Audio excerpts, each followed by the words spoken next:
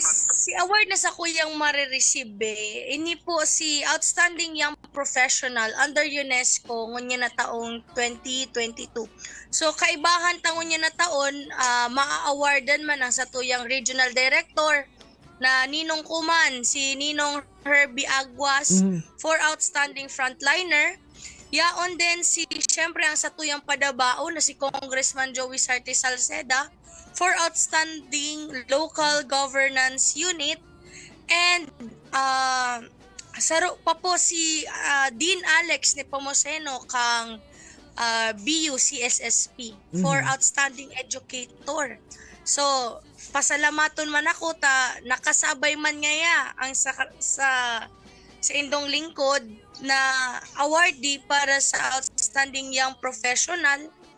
Actually saro ini dakulang onra na sarong Ligas Peña ay ma-awardan din sa taon na ini. Despite kang COVID bagang mga nangyari, at least sabi mi, maski COVID, nagtatrabaho kita na nagsiservice sa mga parauma. Kaya sabi mi, nag-pay off lamang sa mga trabaho na nagibo mi habang yaon si COVID digdi sa tuya.